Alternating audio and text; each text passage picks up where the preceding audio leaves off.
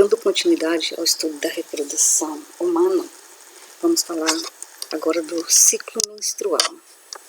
O ciclo menstrual é um termo utilizado para designar as transformações cíclicas que ocorrem no útero, sendo também chamado de ciclo uterino. O ciclo menstrual, ele geralmente tem duração de 28 dias. No entanto, isso pode variar de 20 a 40 dias, dependendo do ciclo de cada mulher. Tem mulher que apresenta o ciclo de 20, 25, 28, até 40 dias. O ciclo menstrual é controlado pela ação de hormônios produzidos pela glândula hipófise e pelos ovários, preparando o revestimento do útero para o estabelecimento de um embrião em uma possível gestação, uma possível gravidez. O primeiro dia de um ciclo menstrual, ele corresponde ao primeiro dia da menstruação. Só recordando que a menstruação é um sangramento que ocorre nas mulheres em idades férteis, em idade fértil. E o último dia do ciclo, ele corresponde a um dia antes da menstruação seguinte. E durante o ciclo menstrual ocorre a ovulação, que é nada mais do que a liberação de um óvulo que, se encontrar com um espermatozoide, vai acontecer a fecundação e o desenvolvimento aí de um novo ser vivo, de uma gravidez.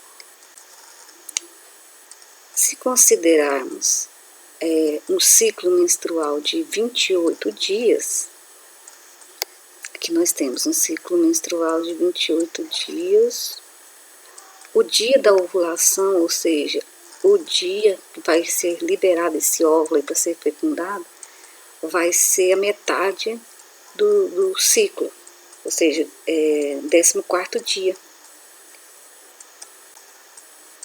Se fosse um ciclo com 30 dias, aí seria o 15º dia do mês, né, do ciclo. Esse dia da ovulação aí é considerado aí, período fértil, ou seja, um período favorável à reprodução. É o dia provável da ovulação, mas devido à sobrevida do espermatozoide no sistema genital feminino, considera-se como prováveis dias de engravidar de 4 dias antes e 4 dias após a ovulação. Mas, mesmo recordando que o óvulo, ele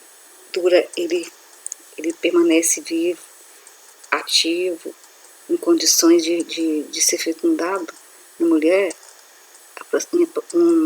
em cerca de 1 a 2 dias.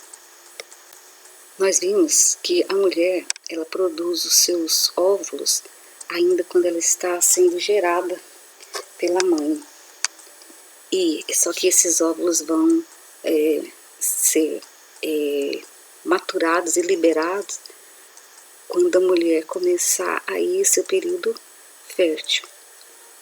E só recordando, o primeiro dia da menstruação, que vem menstruação para uma mulher, primeira vez da menstruação dela, esse primeiro dia é chamado de menarca.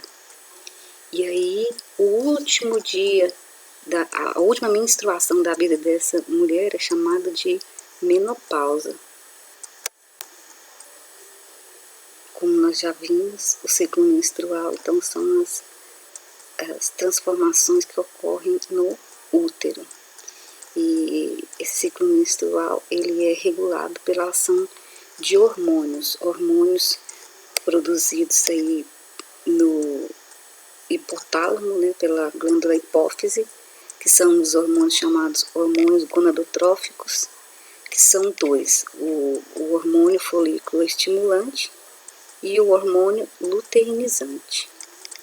O hormônio folículo estimulante, como o próprio nome diz, ele que vai estimular o folículo a maturar aí o óvulo.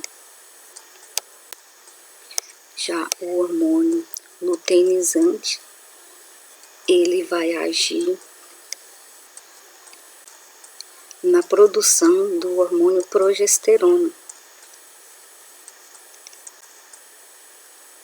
E então, atuando aí no ciclo menstrual, nós temos também os hormônios produzidos aqui no ovário, que são eles, então, o estrógeno, produzidos aqui a partir do folículo, e a progesterona, produzida aqui a partir do corpo lúteo. Vamos analisar agora esses hormônios e a preparação aí do útero e da ovulação. Vamos considerar então um ciclo menstrual aí de 28 dias. Sendo que no primeiro dia da menstruação, o hormônio folículo estimulante já vai começar a maturar o ovócito aqui. E durante essa maturação desse ovócito, esse folículo vai produzir o estrógeno, que vai agir no útero, fazendo com que haja um espessamento na parede do útero, preparando o útero para receber um embrião. Essa preparação aqui é fazer com que esse útero ele fique com muita substância nutritiva e vascularizado, muitos vasos sanguíneos, muito nutriente para receber o embrião.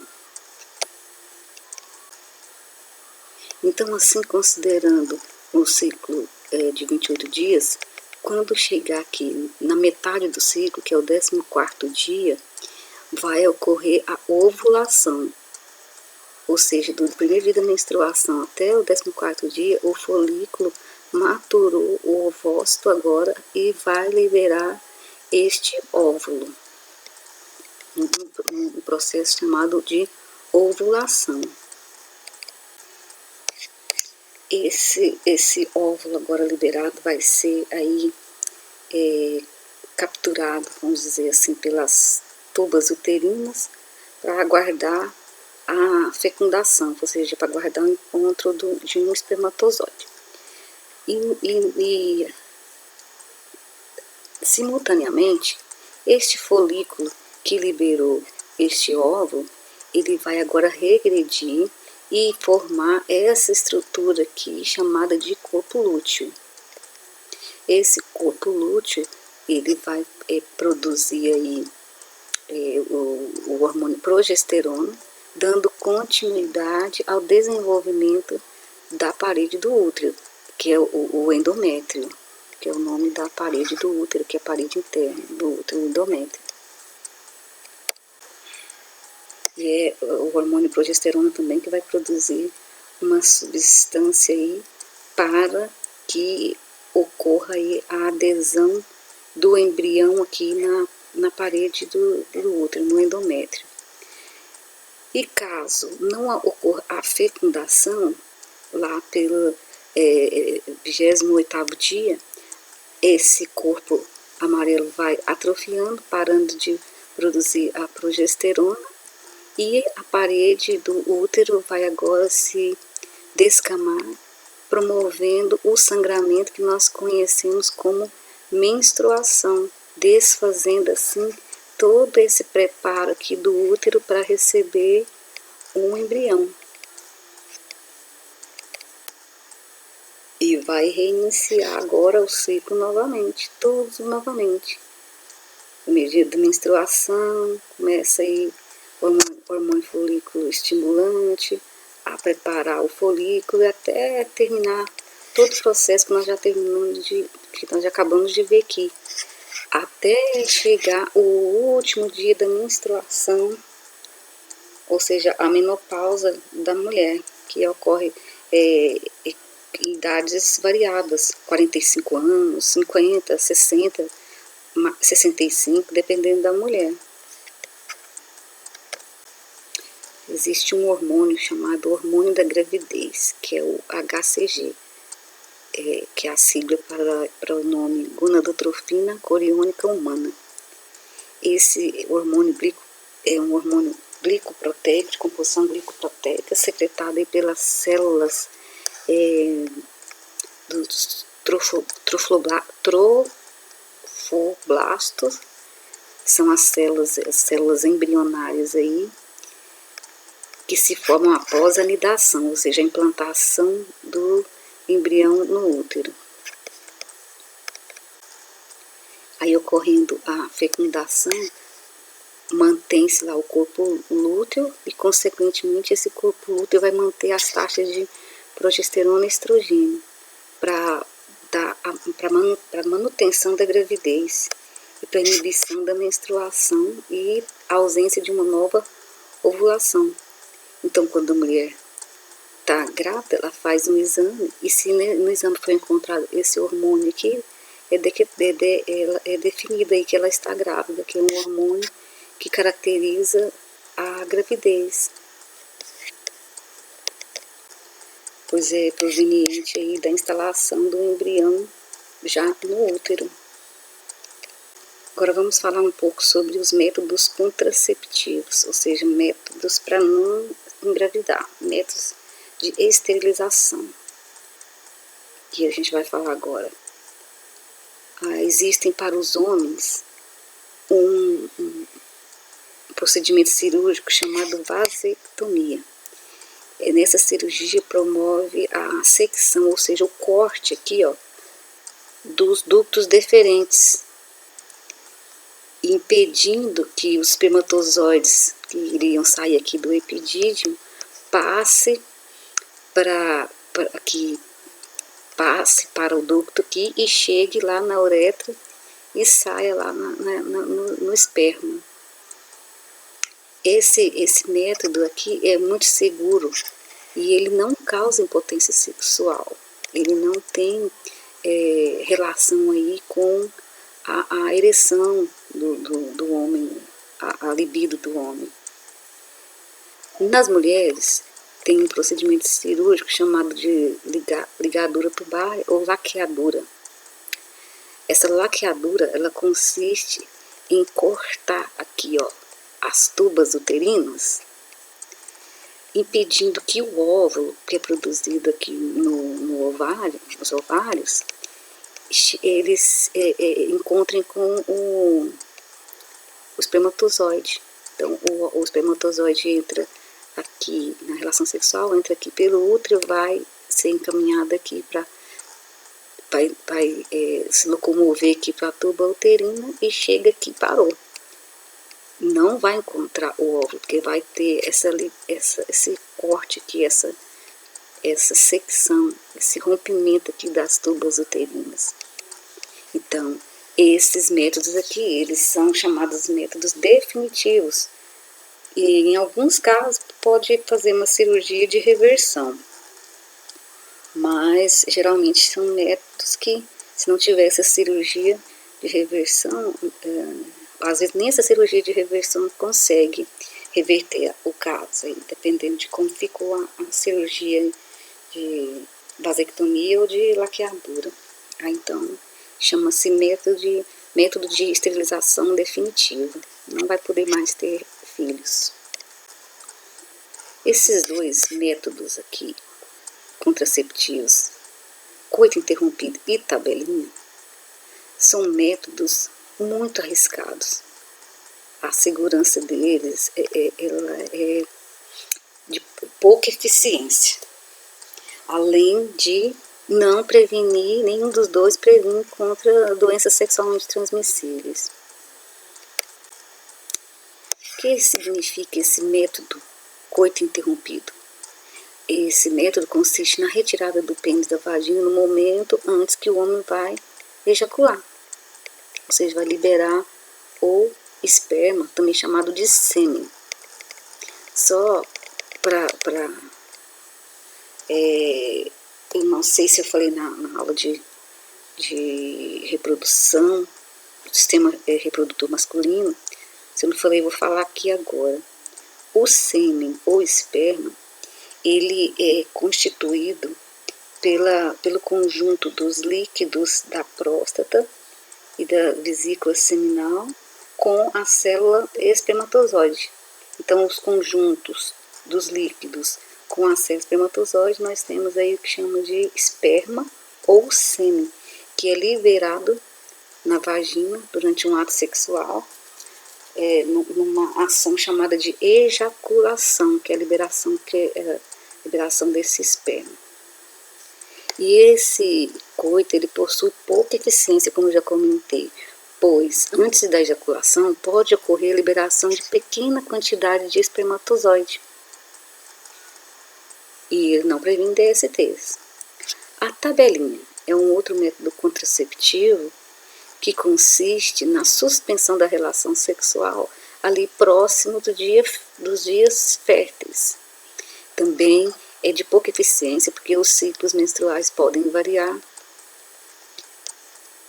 Eu falei, uns de 28, outros de 29, 30, mesmo os de 28, não é seguro, é muito arriscado. E também não previne contra doenças sexualmente transmissíveis.